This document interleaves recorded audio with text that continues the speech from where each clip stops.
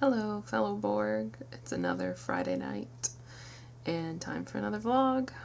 I'm noticing how puffy my eyes are.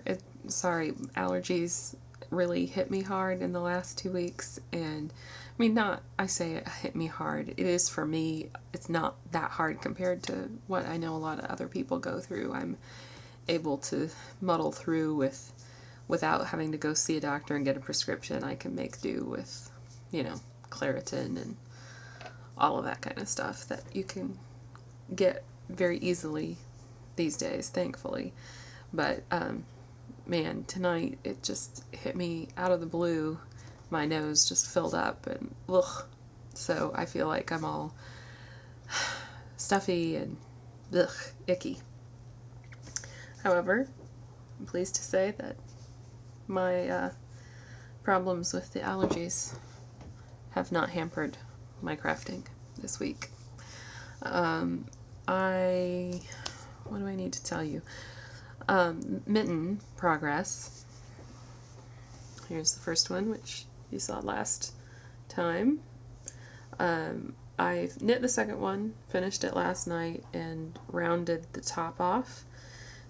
Carried the navy up so it actually joins up kind of like that instead, which I like much better.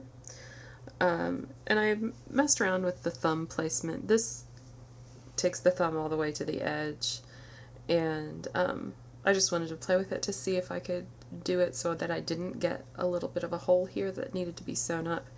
So I moved it over. I can't remember if I did 1 stitch or 2 without looking at my notes, and I don't like it moved over. I like it better all the way to the edge. So I actually went to the knit shop this afternoon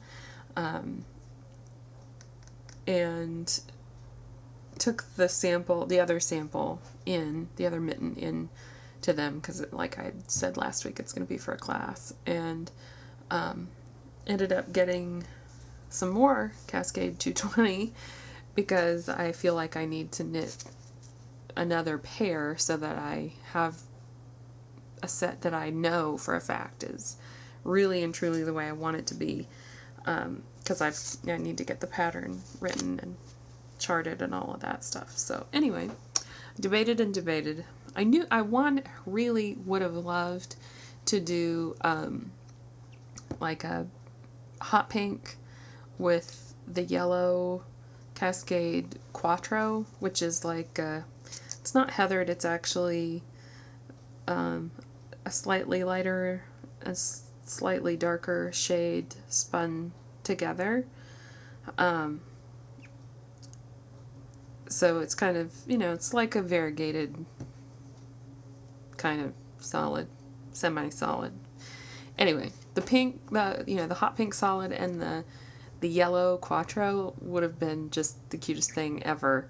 Unfortunately, my winter jacket is red, so it just wouldn't really go. And this doesn't necessarily match red either, but at least goes a little bit better and is a little bit more neutral. So I went, and these don't show up at all the way they really are up here.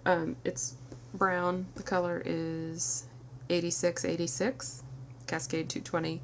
And then this is a Quattro, Cascade Quattro 5018, called Summer Days. It's just aqua, turquoise, whatever you want to call it. Anyway, I think it'll look nice. I'm eager to see how the Quattro knits up. I've never used it before, but I thought it would be nice just to give some extra. The other knitting that I've started, actually, it was just totally on a whim. I got the itch to do some lace again, and, didn't really want to commit to lots and lots of charts, and, because the last thing I did, actually I picked it back up. They had it on a mannequin up at the knit shop just for kicks. But my bee shawl, bee fields. So now I have it back with me again. Yay! Anyway, I loved it. I loved knitting it. It was a lot of fun, but it's a lot of charts, a lot of paperwork to carry with you. as you're trying to work on it, and I just didn't want to commit to that right now. So looking at this mitten pattern, I've been using Elizabeth Zimmerman's The Knitter's Almanac, which is a great little book. If you don't have it, if you're a knitter, it's just a neat little reference book. You know, her style is very different. The way she actually writes it in prose, and so some of the patterns are actually in prose, and then she tries to give a little sort of summary, more traditional way to write it as well. Anyway, one of the things she has in there is the pie shawl, P-I, not P-I-E. And so I wanted to try one, and so we have the start of a pie shawl. Yeah, so far so good. It's going, making much faster progress than I anticipated, and it looks so little on the screen. I mean, it's not big as it is, but it feels bigger than that. Anyway, so that's fun.